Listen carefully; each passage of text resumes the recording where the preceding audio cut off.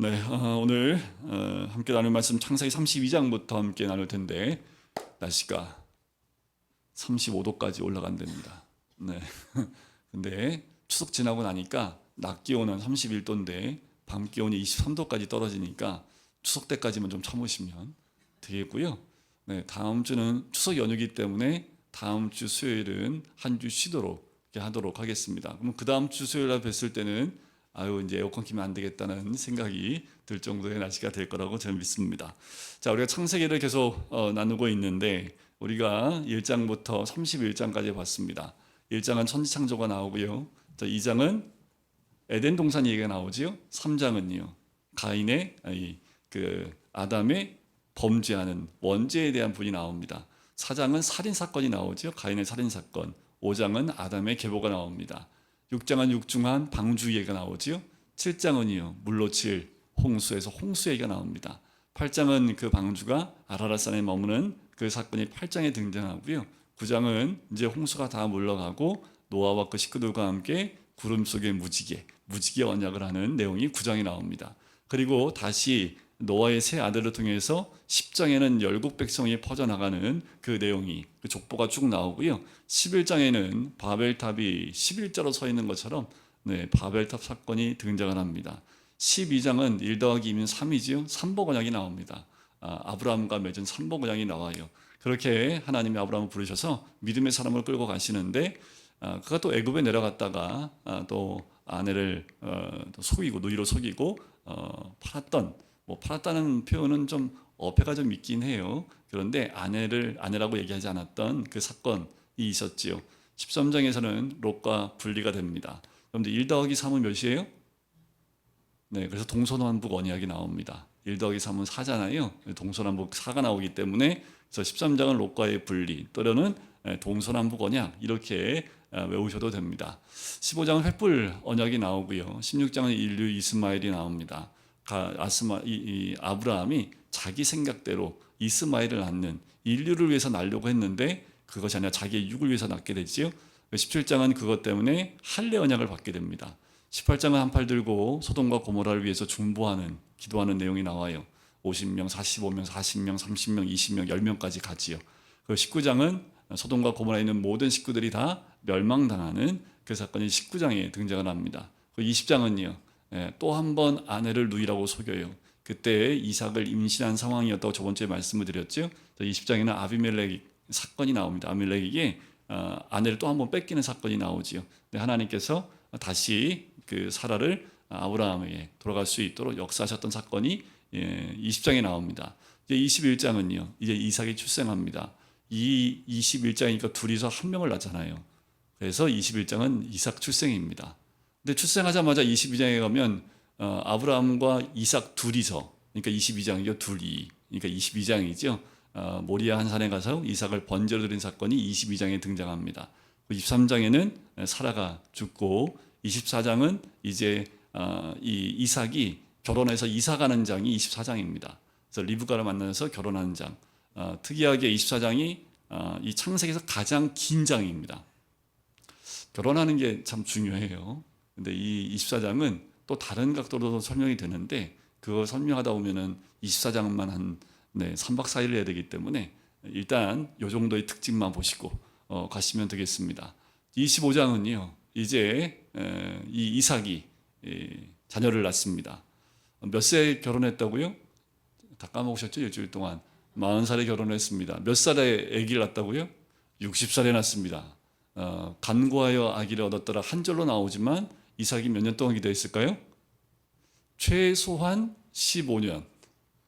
그렇죠. 결혼하고 한 5년은 기도 안 했을지도 몰라요. 생기겠지 하고 최대한 몇 년까지요? 맥시멈 20년까지 간구합니다. 이삭은요. 그런 게 있어요. 잘 죽기도 하고 잘 내려놓기도 하지만 인내와 끈기도 있는 사람이 이삭입니다. 그래서 야곱과 에서 쌍둥이가 나오면서 야곱이 나오자마자 팥죽으로 에서한테 장자권을 나오자마자는 아니죠. 성경은 나오자마자 다음 사건이 그 사건이에요. 팥죽 사건. 그래서 야곱이 에서한테 팥죽이요 하면서 25장이죠. 그래서 팥죽을 딱 들이밀고 장자권을 삽니다. 그리고 26장은 우물을 계속 근데 그 26장만 이삭을 위한 사건이라고 제가 말씀드렸어요. 딱 한 장만 이삭만 나오는 사건이 26장에 딱 나오는데 아버지처럼 리브가를 또 누이로 속였다가 또 뺏기기도 하고 뺏길 뻔했기도 하고 또 양을 치는 목자였는데 농업을 했는데 100배의 열매도 없고 그리고 팠다 하면 우물이 터져요. 근데 우물이 터졌는데 다 뺏겨요 또. 그래서 26장은 이렇게 옵니다. 우물 판 이유. 우물 판 이유가 있어요. 26장. 우물 판 이유가 있어요. 그냥 뺏기니까 또 파요. 우물 판 이유. 네, 그리고 27장에 넘어가면 이제 이치. 무슨 이치일까요? 이제 그 에서의 장자권을 뺏기 위해서 이제 야곱이 이렇게 바꾸죠. 축복권을 뺏어 오려는 그 장이 27장에 나옵니다. 그것 때문에 28장에서 도망가다가 두 팔로 돌베개에 베고 자다가 하나님을 만나게 되지요. 사닥다리가 서 있는 모습을 봅니다. 그리고 20장에 가면 이제 이렇게 얘기하면은 맞지는 않는데 그 말이 좀 별로 많지가 않아서 자기가 죄짓고 도망갔기 때문에 거기에 대한 29장은 계속 눈으로 보기에 좋은 라헬만 쳐다보다가 14년을 그냥 꽁으로 그냥 봉사하게 됩니다. 그래서 아내 둘을 얻지요. 그 가운데 자식도 얻어요. 30장에 가서는 이제 라반에 있는 재산을 다 빼앗는 장면이 30장에 나옵니다. 그래서 낫다 하면 아점검입니다. 아롱지고 점 있고 막 검은 것만 나와요. 그런 것이 나오고 31장에 드디어 이제 하나님이 약속하신 언약대로 돌아오는 장면이 31장에 등장을 했지요. 이제 우리가 오늘부터 보게 될 32장은 이 야복 강가에서 씨름하는 장면입니다. 여러분들이 뭐 야복 강가에서 씨름하는 걸 평생에 아마 수십 번 들었을 거예요. 그래서 제가 뭐 이거 가지고 더 설명을 깊게 하는 것보다 이 야복 강가에서 씨름하고 있는 야곱의 모습이 우리한테 무엇인가만 잠깐 언급하고 넘어가도록 하겠습니다. 야복이라는 것은 뜻 자체의 뜻이 비우다라는 뜻을 갖고 있습니다. 여러분들 비워지는 곳이 다 야복 강가입니다. 여러분들 우리 삶 가운데 뭔가 내려놓을 수밖에 없는 상황. 때로는 어떤 사람 같은 경우는 이렇게 표현하면 좀 그럴 수도 있지만 감옥이 야복 강가가 되는 사람이 굉장히 많았습니다. 그래서 감옥에 가야 다 내려놔. 그러니까 감옥 가서 거기서 하나님을 씨름하다가 능력받고 또 이렇게 주의 사역을 감당하신 분도 꽤 많았습니다. 근데 우리 삶 가운데 내려놓고 비워지는 곳이 야복강입니다. 그런데 하나님이 그 야곱과 함께 씨름을 하지요. 여러분들 씨름하는 것 자체가 우리한테는 복입니다. 여러분들 우리 삶 가운데 씨름하는 거 없으세요? 씨름 안 해도 얻는 건요 별로 그게 뭐 괜찮아요. 그냥 이렇게 가지고 싶을 때 갖고 먹고 싶을 때 먹고 이거면 근데 먹고 싶은데 그거 이런 경우가 있죠. 건강 때문에 먹지를 못해. 마음은 계속 씨름만 하는 거지요. 왜 하나님 그 환경을 주셨을까요? 그게 복입니다. 그게 바로 하나님 앞에 나올 수 있는 복의 길이 열리는 거예요. 그래서 목사님 씨름하다 지쳐서 넘어지겠어요. 그게 복입니다. 거기다 한 단계 더 나가서 여기 32장 25절에 보면 허벅지 관절이 어긋나지요. 이게 복입니다. 씨름을 했는데 허벅지 관절이 어긋나지 않았어. 그건 씨름한 게 아닙니다. 일단 씨름했는데 허벅지 관절이 어긋났어요. 그 말은 뭐냐면 더 이상 야곱이 힘을 쓸 수 있는 방법이 없습니다. 도망가지도 못해요. 쩔뚝거리기 때문에. 지금 이 상황은 지금 33장에서 누굴 만날까? 삼삼하게 에서를 만납니다. 형제를 상봉하는 게 나와요. 형이 400명을 데리고 나오는데 더 이상 도망갈 수 없어요. 왜요? 허벅지 관절이 어긋났기 때문에 쩔뚝거리기 때문에 이제 더 이상 도망가지도 못하는 상황. 자, 야복 강가에서 왜 하나님께서 이 야곱의 허벅지 관절을 어긋나게 하셨을까요? 더 튼튼하고 더 잘되고 더 강건한 모습으로 주를 섬기하는 것이 낫지 않겠습니까? 그런데 허벅지 관절을 어긋나게 한다라는 거예요. 이건 평생 야곱이 몸에 지니고 있는 모습입니다. 이건 하나님 만나는 흔적과도 마찬가지지요. 여러분들 예수님 만나면 이런 흔적들이 다 있어요. 이게 복입니다. 남들이 보기에는 너 예수 믿어갖고 꼴이 그게 뭐냐 라고 했을 때 오히려 내가 예수 만나서 이 꼴이 된 게 얼마나 복인지 모른다. 내가 이렇지 않았으면 내가 주님이 인도하신 게 가겠냐 하면서 오히려 이 꼴과 이 모양이 된 게 하나님의 크신 복이다라는 것을 믿음으로 고백하는 것이 그리스도인입니다. 그래서 세상 사람들이 이해를 못하는 거예요.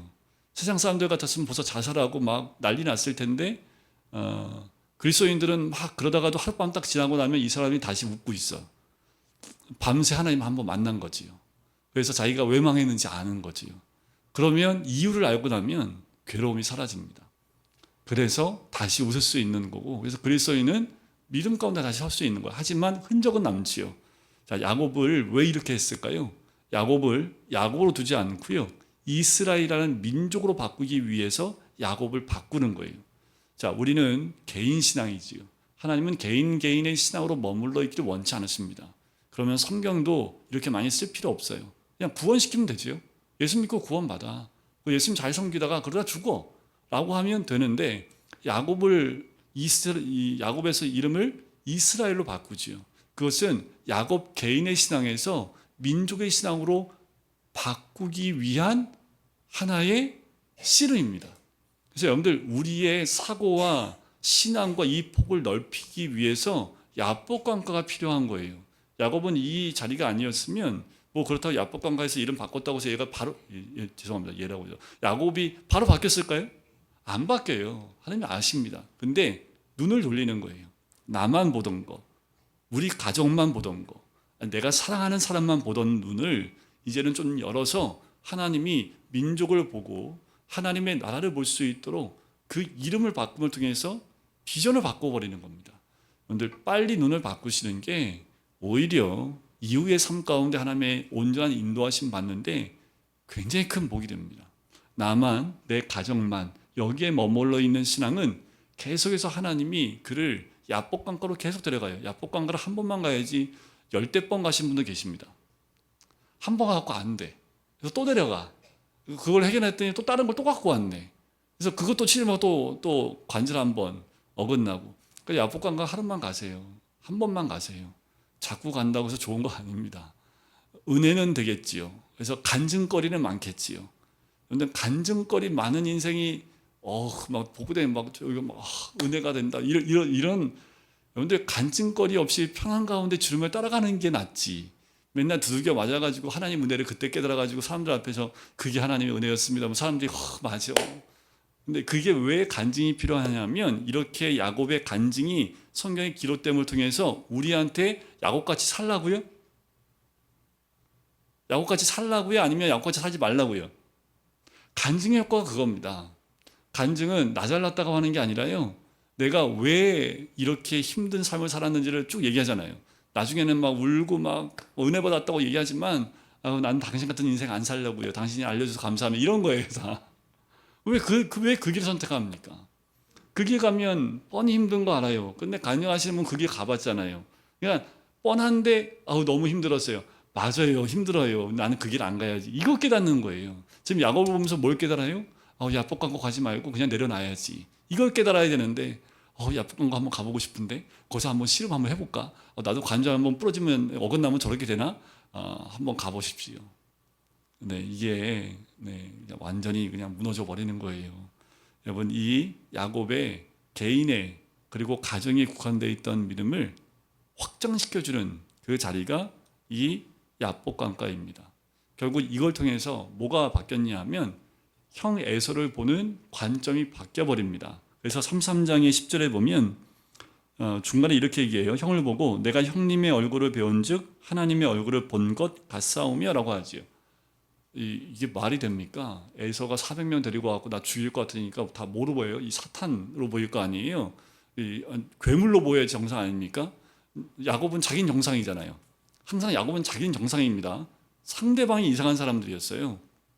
그런데 야복강가를 지나고 난 다음에 관점이 바뀌고 나니까 자기를 잡아 죽이려고 오는 에서를 보자마자 뭘 본 거예요? 하나님의 얼굴을 본 것처럼 바뀌는 거지요. 자, 이게 분이엘이라고 32장 31절에 보면 분이엘이 나오죠. 이게 하나님의 얼굴이라는 뜻입니다. 그러니까 그 장소에서 이미 나온 거지요. 그러니까 지금 이제 야곱은 뭐만 바라보고 사는 인생이 돼야 돼요? 하나님의 얼굴만 바라보는 인생이 돼야 된다라는 거지요. 여러분들, 우리도 별반 다르지 않습니다. 우리도 하나님의 얼굴을 늘 보는 인생이 돼야 돼요. 자꾸 보는 게 많아지면요, 하나님 그거 하나씩 제거해 주는데 시간이 오래 걸려요. 야곱이 왜 130년 걸렸을까요? 너무 많아요. 딱 치워놓으면 또 다른 거 만들어 놓고 또 치워놓으면 또 다른 거 만들어 놓고 자꾸 그러니까 그 치우는데 몇 년 걸렸다고요? 130년 걸렸다니까요. 그러니까 한 큐에 다 정리하시고 나머지 인생을 하나님 얼굴을 뵙는 것처럼 나머지 인생을 살아야겠지요. 자, 그리고 33장 끝부분에 가서 야곱이 다시 정신을 차리고 보니까 내가 왜 하나님 얼굴만 바라보고 있어? 내가 원하는 데 해야지 해서 선택하는 것이 33장 17절에 보면 야곱은 숫곳에 이르러 자기를 위하여, 누구를 위하여요? 자기를 위하여 집을 짓고 그 가축을 위하여, 그의 가축은 누구 가축이에요? 야곱의 가축이지요. 우리 간을 지어요. 그래서 그곳 이름이, 그 땅 이름이 숫곳입니다. 자, 야곱이 바단 안에서부터 평안히 가나안 땅 세겜 성읍까지 이르렀어요. 이 평안이라는 단어가 굉장히 중요한 것은 하나님의 언약을 지켜주신 겁니다. 28장에 내가 돌아올 때까지 내가 널 떠나지 않고 너를 도와주겠다, 또 함께하겠다는 말씀처럼 평안이 왔습니다. 그럼 평안이 왔으면 어디로 가야 돼요? 베델로 가야 돼요. 그런데 거기다가 그냥 제단을 쌓아버립니다. 자, 이런 부분에서 야곱은 제단도 자기 마음대로 쌓습니다. 다시 베델로 와서 베델에서 제단을 쌓고 하나님 만나 뵀던 그 하나님의 집 베델에서 하나님을 다시 만나야 되는데 그렇지 않았다라는 거죠. 그러니까 34장이 등장하는 거예요. 34장은 또 다른 야복강이라고 보시면 됩니다. 무난동녀입니다. 딸 하나 있는데 강간을 당하지요. 이 사건으로 야곱이 뭘 깨달았을까요?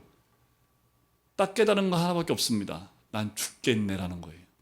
그래서 레위하고 시몬이 가가지고 막 세겜성은 다 쑥대밭 만들었죠. 남자 다 죽여버립니다. 이런 사건이 일어났을 때 야곱이 34장 30절 보세요. 야곱이 두 아들한테 뭐라고 합니까? 계속 인칭이 나예요, 나. 야복강가에서 그렇게 나를 버려놓고 나를 내려놓으라고 그렇게 하나님이 씨름했음에도 불구하고 또 허벅지 관절이 어긋났음에도 불구하고 계속 나라는 데에 묶여 있는 거죠. 이름을 이스라엘로도 바꿔놨는데 이스라엘로 여전히 안 살고 야곱으로 사는 거예요. 우리가 예수 그리스도를 믿으면 예수 그리스도를 위한 삶을 살아야 되는데 여전히 뭐예요? 예수님을 나를 위한 예수님으로 바꿔버린다라는 거예요. 그러니까 안 바뀌는 거예요. 그래서 뭐예요? 뭐라고 합니까? 내게 화를 끼쳐 나로 하여금 나는 수가 적은즉 나를 치고 나를 죽이리니 나와 내 집이면. 그러니까 계속 뭐예요? 야곱의 초점은 어디 있습니까? 나와 내 집입니다. 우리의 믿음은 나와 내 집에 있지 않아요. 지금 야곱을 통해서 하나님이 계획하신 게 뭡니까? 이의 12아들을 통해서 민족을 이루는 것이 하나님이 지금 이 야곱을 향한 비전입니다. 근데 야곱은 다 필요 없고요. 딱 눈 이렇게 가지고 내 자녀, 내 자녀, 내 집 요것만 보니까 하나님이 어떻게 해요? 그 집 완전히 쑥대밭 만들어 버리는 거예요. 여러분들 나만 보지 마시고 내 가정에 집중하다 보면 그 내 가정이 더 크게 볼 수 있는, 하나님이 그 가정을 쓰실 수 있는 길을 내가 막아버리는 겁니다. 그러니까 거기에 집중하지 말고요. 하나님이 보게 하시는 것을 더 넓게 보시면 그건 하나님이 책임져 주십니다. 하나님이 결국 12아들을 통해서 뭘 만들었어요? 12지파 만들죠. 결국 12지파 만듭니다. 그런데 계속 내 집, 나 여기에 집중하다 보니까 어떻게 해요? 그러니까 다말도 그렇고 두 아들도 그렇고 다 이런 상황이 돼버린 거지요. 그래서 35장에 야곱에게 하나님 뭐라고 합니까? 베델로 돌아오라는 거지요. 그래서 죄 회개하고 깨끗하게 하고 정결케 하고 베델로 가자. 그래서 베델로 다시 갑니다. 그래서 엘베델로 다시 가는 거예요. 다시 원위치로 간 거지요. 삐끗 한번 잘못했다가 자기 딸 한 명 몹쓸 짓을 당하고 아들 둘이 살인자가 되어지고 피를 묻히는 살인자가 되어지고 결국 이것 때문에 야곱이 이 두 아들에 대해서 피 묻힘에 대한 이야기를 49장에 또 얘기하게 되죠. 자, 그리고 난 다음에 35장의 내용을 보면 35장에 하나님이 아예 작정을 하셨습니다. 뭘 작정하셨냐면 야곱이 의지하는 걸 다, 야곱이 좋아하는 걸 다 잘라버립니다. 자, 보실까요? 일단 그가 머물러 있었던 데서 떠날 수밖에 없게끔 만들었고요. 그리고 8절에 보면 유모 두보라가 어머니의 유모인 두보라가 죽어요. 얼마나 의지했던 대상인지 아시겠죠? 또 쭉 오다 보면 16절에 보면 그렇게 사랑하는 라헬이 둘째 아들을, 그러니까 라헬이 둘째를 출산하다가 베냐민을 출산하다 어떻게 해요? 죽게 됩니다. 그리고 더 나아가서 첫째 아들 22절 보세요. 첫째 아들 르우벤은 무슨 짓을 해요? 아버지의 첩이었던 비라와 동침합니다. 그 다음에 어떻게 됐을까요? 27절에 보니까 아버지 이삭이 죽어요. 35장은 전폭적으로 그 집안에 있었던 야곱이 의지했던 모든 것들, 사랑했던 모든 것들이 다 끊겨 나가는, 여기까지가 야곱의 사건이라고 보시면 됩니다. 36장에는 에서의 족보가 나와요. 갑자기 뜬금없이 에서의 족보가 나옵니다. 왜 그럴까요? 에서 족보 보면 대단한 족보가 나옵니다. 왕들이 나와요. 족장들이 나옵니다. 어마어마한. 그리고 여러분들 절수도 보세요. 에서 자손하면 그냥 한 두세 줄로 끝나면 좋잖아요. 시작해서 뭐 세이산에서 살았더라. 뭐 한 두세 줄로 끝나면 좋은데 왜 에서가 어떤지 여러분들 다 아시죠? 성경에 보면 하나님을 따라가는 것이 아니라 계속 하나님에서 멀어지는 걸 선택해 나가는 그 야곱의 형인데, 에서 자손은 이렇게 휘황찬란하게 적고요. 37장, 우리가 이제 요셉이 등장한 37장 한번 보세요. 37장 2절에 보면 야곱의 족보는 이러하니 하면서 대단한 족보가 나옵니까? 아니면 요셉이 나옵니까? 족보 얘기하면서 요셉만 딱 나와요. 비교 안 되십니까? 여러분들 36장의 족보가 더 보기 좋으세요? 37장의 족보가 더 보기 좋으세요? 왕의 족보가 더 보기 좋으세요? 아니면 족본이라 하고 요셉 이야기가 쭉 나와요. 지금 족보라고 얘기했는데 에서의 족보는 이야기가 아니라 진짜 족보가 나오는데, 야곱의 족보는 뭐가 나와요? 스토리가 나옵니다. 자, 성경에 나오는 이 족보는요, 스토리입니다. 하나님이 계획하신 스토리가 나오는 것이 족보예요. 자, 우리의 족보도 뭐가 나와야 됩니까? 우리를 통해서 하나님의 역사하시는 그 사건의 내용들이 쭉 나오는 것이 바로 족보입니다. 세상 사람들이 보기에는 36장이 더 위대해 보일지 모르지만, 여러분들 영안을 뜨고 보면 우리 이미 알기 때문에 야곱의 족보는 이러하니라, 뭐 족보지 하면서 끝나버리고 요셉이 17세의 소년으로 하면서 요셉 이야기가 쭉 등장을 합니다. 그리고 결국 12아들에 대한 이야기 외에는 나오는 게 없습니다. 뭐 이들이 어떻게 됐더라 이런 얘기가 없어요. 그런데 우리가 보기에 이 야곱의 족보가 진짜 족보지요. 세상의 족보는 우리가 보기에 보암직하고 먹음직하고 지혜롭게 할 만큼 탐스러운 족보일지 모르지만, 하나님이 함께하지 않는 족보는 단지 그런 모습만 보일 뿐입니다. 하지만 주님이 보게 하시는 족보는 달라요.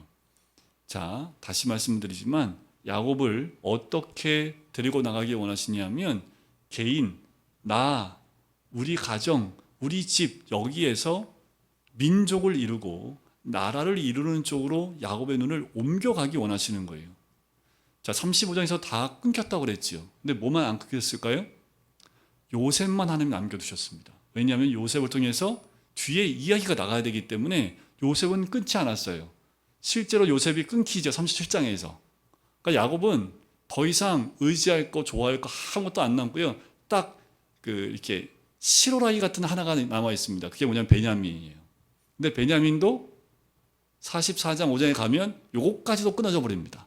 그러니까 야곱이 험악한 인생을 살았던 건 뭐냐면 모든 게 다 끊어진 인생.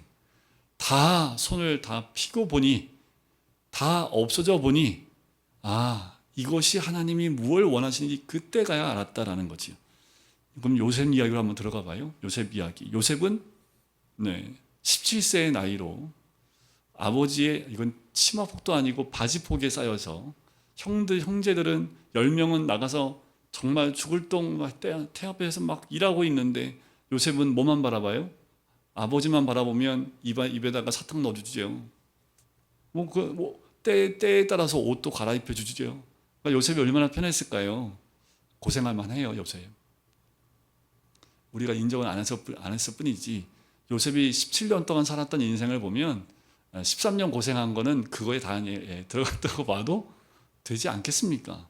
오죽하면 10명의 그 형제들이 요셉 보고 이를 갈 만큼 질투를, 그러니까 야곱이 그렇게 만든 거지요. 아버지가 그렇게 만든 거예요. 편애하게 한 거. 근데 우리가 이제 이걸 보면서 하나님이 요셉까지 끊어버리신 이유가 뭘까? 하나님은 야곱과 요셉을 통해서 민족을 이루기 위한 하나님의 방향성을 가지고 가고 있다는 겁니다. 그런데 이 요셉을 품고 있으니 민족을 이룰 수 있겠습니까? 안 되는 거지요. 그러니까 잘라버릴 수밖에 없는 겁니다. 그래서 대신 10명의 형제들이 그 일을 대신하는 거예요. 그래서 나중에 요셉이 이걸 깨닫고 뭐라고 그래요? 나를 이곳에 파는 것은 당신들이 하는 것이 아니라 하나님이 나를 이곳에 보내신 겁니다. 이 고백이 나왔던 이유가 요셉이 팔려와서 14년 동안 고생하고 총리가 돼 보니 하나님이 이 과정을 겪게 하신 이유를 요셉은 깨달았던 거예요. 그래서 자기 집안이 아니라 이 가정과 이 집을 통해서 하나님이 민족을 이루고 나라를 이룰 것을 요셉은 보았던 겁니다. 그래서 흔들림 없이 하나님의 인도하심을 받을 수 있었던 거지요. 38장에는 이제 유다와 다말 사건이 또 등장하는데, 요거는 이제 며느리하고 유다하고 요거는 좀 별개의 사건이기도 합니다. 왜 예수님이 유다의 족보에 나올 수밖에 없었는지 그 이유가 38장에 나와요. 요거는 3박 4일 동안 제가 설명을 좀 더 해드려야 되기 때문에 38장은 유다와 며느리 다말 사건이라는 거 38선을 넘어가지 말아야 되는데 넘어가 버린 38선이 나오기 때문에 38장에 나온다는 것만 기억하시면 됩니다. 자, 요셉 사건을 연결해서 39장에 가면 제가 누누이 말씀드리지만 2절에 보세요. 39장 2절. 우리가 제일 좋아하는 여호와께서 요셉과 함께 하심으로. 그래서 어떻게 됐을까요? 3절에 보면 여호와께서 그와 함께 하심을 보며 3절 끝에 그의 범사에 형통하게 하심을 보았더라. 5절 중간에 보면 여호와께서 요셉을 위하여 그 애굽 사람 집에 복을 내립니다. 자, 뒤에 가볼까요? 21절 보면 여호와께서 요셉과 함께 하시고 23절 끝에 중간에 여호와께서 요셉과 함께 하심이라 여호와께서 그를 범사에 형통하게 하셨더라. 끝. 형통이라는 말은 39장에서 끝나고 더 이상 나오지 않습니다. 왜 그럴까요? 우리는 뭐가 형통이에요? 총리가 되는 게 형통인데 하나님의 형통은 뭐예요? 하나님이 함께 하심 형통입니다. 그럼 우리가 하나님과 함께 하던 때가 언제입니까? 하나님 없으면 못 살아. 힘들어 죽겠어. 아우, 하나님 어떻게 이런 고난을 나한테 주셨을까? 할 때, 주님 앞에 무릎 꿇었을 때, 그때 하나님이 함께 하신, 그때가 형통한 때입니다. 도대체 이해가 안 가요. 하나님의 형통은 도대체 이해가 안 가요. 우리가 생각하는 형통은 정말 파산 직전이야. 근데 복권을 샀더니 100억짜리가 당첨이 됐네. 이 하나님의 형통함이죠. 네, 이런 문제 해결이 된 게 형통함인 건데, 하나님의 형통함은 뭐예요? 그 고난 속에 있는 것이 형통입니다. 아픔 가운데 있는 게 형통입니다. 이 말이 돼요? 말이 안 되지요. 그래서 여러분들 거꾸로 항상 하시면 돼요. 정말 죽겠어요. 그게 형통한 겁니다. 오늘 요새는 너무 일이 잘 풀려요. 여러분들 그 불안해 하셔야 됩니다. 왜 이렇게 잘 되지? 하나님 제가 뭐 죄진 거 있습니까? 왜 이렇게 일이 잘 들어가요? 너무 좀 제가 극으로 가서 말씀을 드리지만 지금 이 39장만 봐도 요셉이 얼마나 고난 가운데 있습니까? 노예, 그리고 오해받아 감옥까지 가요.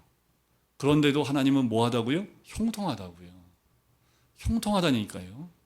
세상 사람들이 봤을 때는 하나님께 버림받은 것 같잖아요.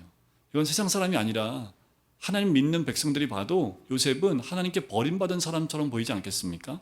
그런데 하나님이 그와 함께 하시대요. 하나님은 우리가 낮은 곳에 있을 때 함께 하십니다. 우리가 고난 가운데 있을 때 함께 하십니다. 우리가 잘 되고 풍성하고 이때 함께 하시는 것 같지만 그때는 함께 하지 않아도 우리는 잘 살아요. 하나님 찾지도 않아요. 하지만 우리의 삶에 고난이 왔을 때 그때야 비로소 무릎 꿇고 하나님을 찾기 시작을 하지요. 그게 은혜입니다. 그게 형통함입니다. 그리고 결국 40장에 관원장들의 그 꿈을 해몽함을 통해서 이가 41장에 총리로 올라가는, 어떻게 총리를 만드세요? 이것도 아주 드라마틱한 거예요, 여러분. 근데 이거 보세요. 어떻게 감옥에 있는 사람이 한순간에 2위로 올라갑니까? 이건 말도 안 돼요. 여러분들 지금 뭐 대통령이요, 감옥에 정말 외국인 노동자예요. 이게 지금 요셉이 외국인 노동자잖아요. 지금 뭐 이집트 사람도 아니니까 외국인 노동자인데 내가 너무 머리가 좋아. 그렇다고 총리시켜요? 이게 가능하냐고요. 지금도 불가능한데 이때 가능하겠어요? 근데 왜 가능하냐 하면 이때 왕조가 정통 이집트 왕조가 아닙니다. 그래서 가능한 거예요. 그래서 바로가 그 인재를 등용했을 때 정통 이집트 계통에 있는 그 사람들만 쓰는 것이 아니라 능력이 되면 그런 어떤 그 출신과 상관없이 다 등용해 썼던 때가 이때입니다. 그러니까 이미 하나님이 요셉을 총리로 만들기 위해서 이집트를 한번 뒤집어 놓은 거예요. 근데 우리를 쓰시려고 이 나라를 뒤집어 놓는 겁니다. 우리 아이들을 하나님이 쓰시려고 여러분들 경제를 뒤집어 놓을 수도 있어요.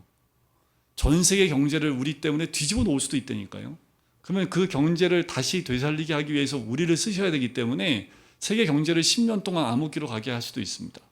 여러분들 믿음을 가지면 이 정도 믿음은 가져야 되지 않을까? 나 때문에 전 세계 경제가 막 흔들리고 있어. 그래서 하나님이 나를 통해서 이걸 잡아받기 위해서 나는 아니면 우리 자녀를 통해서 그러면 자녀들이 한번 어떻게 돼야 돼요? 노예로도 한번 팔려가고 감옥에도 못 들어갔다 와야 되고 그래야 되는 거죠. 그러니까 여러분들 이게 지금 요셉 한 명 때문에요. 이집트를 다 뒤집어 놨다고 보시면 돼요. 목사님 그렇게 안 써도 되니까 그렇게 안 해도 돼요. 아니요. 그건 내 마음대로 되는 거 아닙니다. 내가 그렇게 하고 싶다고 돼요. 하나님의 계획하심과 또 하나님의 인도하심이 있는데 자, 총리가 됩니다. 뭐 이후의 사건들은 우리가 다 알고 있기 때문에 뭐 이때 이제 포커스가 되는 게 뭐 요셉이 당시에 이제 풍년이 7년이 오고 흉년이 7년이 와요. 이게 거꾸로 왔으면 어떻게 될지 모르겠는데 먼저 풍년이 7년 오지요.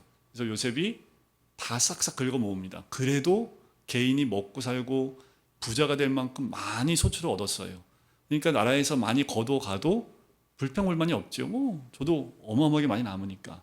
그래서 곡식을 쌓아 놓습니다. 그리고 7년 흉년이 왔는데 첫 해부터 그들이 갖고 있는 게 모든 게 바닥이 납니다. 그만큼 완벽한 흉년이 와요. 완전한 메마름이 옵니다. 그때 요셉은 몇 년 동안 흉년이 올지 알지요. 그래서 풀 때도 그냥 풀지 않습니다. 7년 동안 흉년이 올 것을 알고 7년 동안 쓸 수 있도록 나눠서 푸는 거예요. 이게 지혜입니다. 이 지혜는 누가 줬다고요? 하나님 주시는 거예요. 7년 흉년이 온다는 걸 누가 알아요?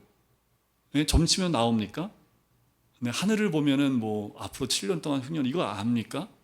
이미 그 나라 왕을 통해서 하나님 말씀해 주셨고 또 그걸 깨닫게 하시는 분이 하나님인 것을 이 요셉은 알았기 때문에 그걸 신뢰하고 믿고 그대로 준비해 나갑니다.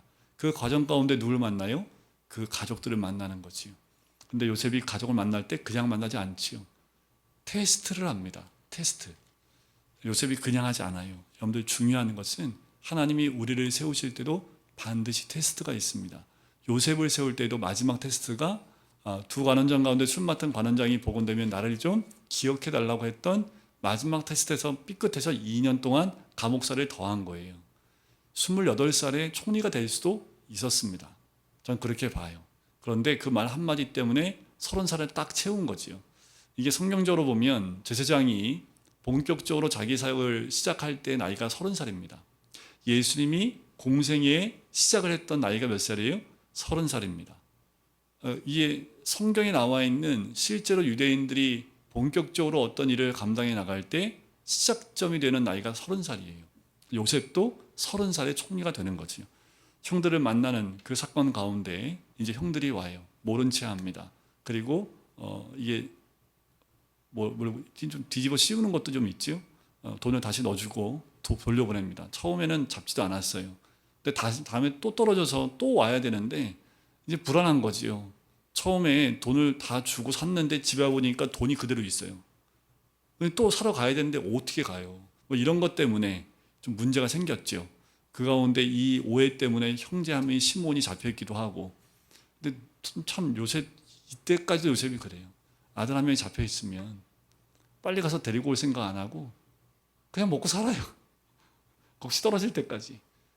이제 베냐민을 데리고 가지 않으면 못 간다는 얘기 때문에 베냐민을 떠내보내는 장면이 이제 42장, 3장, 4장 은잔을 만나는 그러니까 은잔을 이 베냐민의 그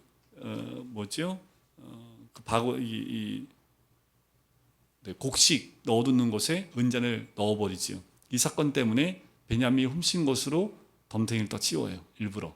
그래서 베냐민만 종으로 남고 다 돌아가라. 그런데 이 베냐민이 어떤 존재인지 알지요. 베냐민은 없으면 안 되는 존재입니다. 그걸 어떻게 알아요? 야곱이 그냥 43장 14절을 보세요. 결국 베냐민을 떠나보낼 때 야곱이 여기서 모든 것이 다 끊기는 거지요. 맨 끝에 보면 14절 맨 끝에 보면 내가 자식을 잃게 되면 잃으리로다. 이미 자식 한 번 잃었죠. 근데 베냐민 또 가면 잃어버릴 것 같아요. 잃으면 잃으리라. 그러니까 다 끊어버리는 겁니다. 마지막 순간까지 자기가 의지하고 붙잡았던 걸 다 끊고 나서야 하나님이 온전한 회복으로 역사하시는 거지요. 자, 그리고 난 다음에 베냐민과 다시 만나고 요셉이 자기의 모든 것을 다 오픈합니다. 형제들이 뒤로 넘어지죠.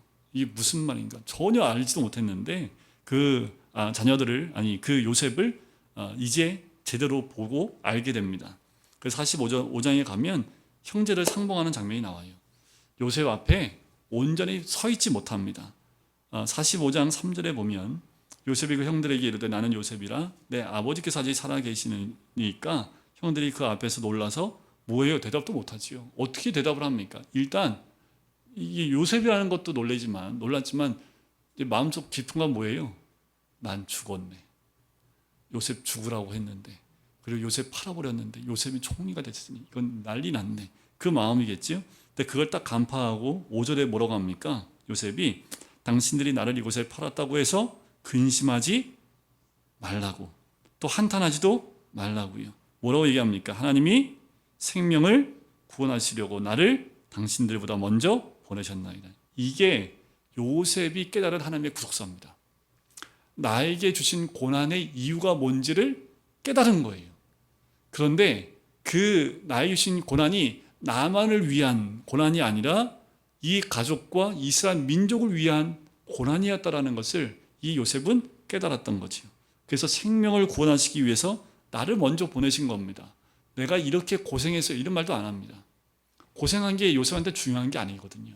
하나님이 보내신 것이 더 중요하기 때문에 나를 보내셨습니다 라고 얘기를 해요. 그리고 앞으로 어떻게 될지도 얘기하면서 8절 보세요. 45장 8절. 그런즉 나를 이리로 보낸 이는 당신들이 아니요 하나님이시라. 하나님이 나를 바로에게 아버지로 삼으시고 그 온 집의 주로 삼으시며 애굽 온 땅의 통치자로 삼으셨나이다. 자, 요셉의 관점은 다 어디 있습니까? 하나님입니다. 아버지 야곱은 다 누구였어요? 나와 내 집. 그런데 요셉은 이 고난을 통해서, 원래 요셉도요 17살까지는 나예요. 나. 아버지한테 받은 게 뭐밖에 없어요? 나밖에 없어요. 나에 대한 생각밖에 없어요. 그런데 이 고난을 겪으면서 하나님의 섭리와 하나님의 계획하심을 깨닫고 어떻게 됩니까? 바뀐 거죠. 하나님을 위해서. 내가 여기 온 것도 하나님 때문에. 하나님이 다 바꾸셨고 하나님이 하셨다라는 그 믿음의 고백이 나오게 된 거예요. 그래서 고난이 축복인 이유가요, 고난을 받게 되면 방향이 달라져요. 하나님께로. 자, 45장이 지나면 이제 46장에 옵니다. 부자 상봉하는 46장에 야곱 가족이 애굽으로 내려와서 아버지 야곱과 만나는 장면이 나와요. 그때 야곱이 내려오면서 하나님과 만나는 장면이 46장 3절과 4절에 나옵니다. 3절 한번 보세요. 하나님이 이르시되 나는 하나님이라. 내 아버지의 하나님이니 애굽으로 내려가기를 두려워하지 말라. 내가 거기서 너로 큰 민족을 이루게 하리라. 드디어 뭐예요? 하나님이 야곱에게 확 눈을 열어버리십니다. 전에는 없었을까요? 아브라함 때부터 너로 인하여 열방이, 이미 아브라함 때부터 그 복은 주셨던 거예요. 야곱은 그걸 알았습니다. 믿음의 조상이 될 수 있었다는 것은 믿음으로 그걸 바라봤기 때문에. 근데 야곱은요, 나밖에 몰랐기 때문에. 근데 이제 와서 너로 큰 민족을 이루게, 이게 보이기 시작하는 거죠. 다 내려놓고 나니까 보이기 시작하는 겁니다. 여러분, 우리 교회, 나만이 아니라 내 가정, 내 교회, 내 공동체만이 아니라 넓어져야 합니다. 이 시대를 보면서, 이 민족을 보면서 왜 하필이면 대한민국에 태어나게 하셨을까요? 이 시대에. 그건 사명이 있기 때문에 태어난 거예요. 제발 우리가 나와 우리 가족에게만 국한되어 있는 신앙이 아니라 이 시대를 바라보면서 왜 하필이면 나나 잘 살아야지. 이거는 패배주의자입니다. 하나님이 세상이 점점 힘들어지고 어려운 이 상황 가운데 내가 믿음을 갖게 하신 이유는 그걸 포기하라고 하시는 것이 아니라 그것을 바라보며 하나님의 능력의 사람이 되어져서 하나님의 그 능력을 이 땅 가운데 드러내기 위해서 지금 이 시대의 그리스도인들을 세우신 거예요. 근데 지금 9월 달에 부산에서 성령 대부흥 집회한 거 아세요? 어마어마한 사람이 부산 해운대에 모였더라고요.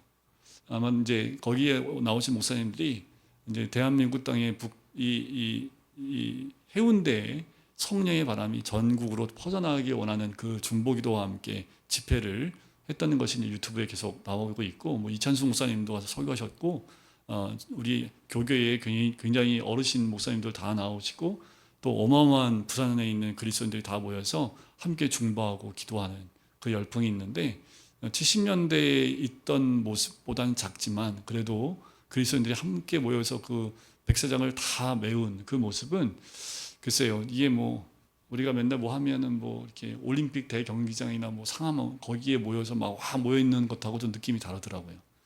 그러니까 막 이 허벌판에다가 이제 막 이게 비전들 다 세워놓고 TV 다 세워놓고 했는데, 중요한 거는 모이기 시작했다는 것과 기도하기 시작을 했고, 모이기 시작하고 기도하기 시작하면 성령은 역사하신다는 거고, 중요한 것은 그 성령의 역사하심이 거기에 머물러 있지 않는다라는 거지요. 성령님은 어느 곳이든 역사하고 지금 부산뿐만 아니라 이미 성령의 바람은 불고 있다라는 거지요. 근데 그 성령의 바람을 내가 타고 있느냐 안 타고 있느냐는 것이 중요한 거지, 성령의 바람이 거기에만 불겠습니까? 뭐 예배 드리는 곳에 성령 없겠어요? 다 있는데 그 성령의 바람에 우리가 함께 가느냐, 이것이 중요한 거지요. 자, 이 야곱은 이때 돼서야 너로 큰 민족을 이루게 하리라. 내가 너와 함께 애굽으로 내려가겠고 반드시 너를 인도하여 다시 올라올 것이며 요셉이 그의 손으로 내 눈을 감기리라.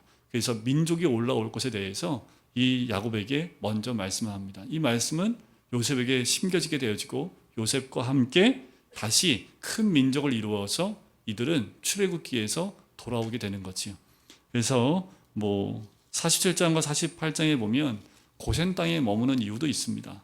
그러니까 요셉의 신앙만 놓고 보면 지금 할 내용이 굉장히 많지만, 지금은 여러분들 다 알고 계시고 또 많이 들었기 때문에 개인이 아닌 야곱과 아브라함과 이삭과 야곱을 통해서 이제는 더 나아가 요셉으로 연결되면서 민족의 신앙과 또 이 세계를 향한 하나님의 비전의 시작점이 되어지는 것이 야곱이었고 요셉이었다라는 거지요.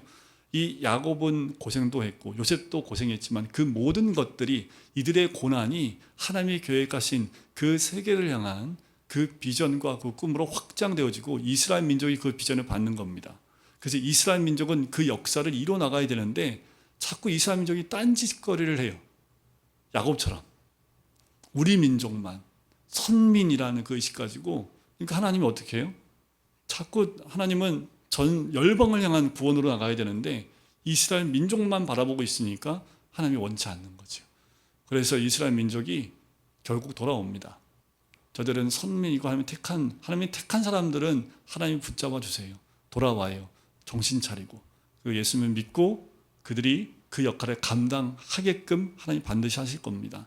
우리가 하나님이 인도하시는 전 세계 흐름 가운데 이 시대에 우리가 이 민족 가운데 또 대한민국을 하나님이 어떻게 쓰실지에 대한 부분들은 우리 개인도 기도해야 되고 함께 기도하면서 하나님 반드시 이 민족을, 이스라엘 민족을 세우기 위해서 한 개인 개인을 만들어 가시고 민족을 이루셨던 것처럼 지금도 마찬가지라는 거지요. 그래서 우리를 통해서 하나님은 반드시 이루어 나가실 줄 믿습니다. 그래서 여러분들 이 뜨거운 날씨 터벅터벅 오셨다고 한다면 가실 때는 민족을 붙들고 가세요. 이 민족을 붙들고 가죠. 하나님이 나한테 민족 맡기셨구나. 그러면 빨리 야복강가에서 벗어나야지. 내려놓고 내려놔야지. 그리고 이 민족을 품고 기도해야지. 거기서부터 시작입니다. 민족을 품고 기도하기 시작을 하면 민족은 달라지기 시작을 합니다. 그래서 우리가 하나님의 비전을 야곱을 통해서 주셨던 그 비전들이 우리 개인의 비전으로 자리 잡을 수 있기를 주님의 이름 간절히 축원드립니다.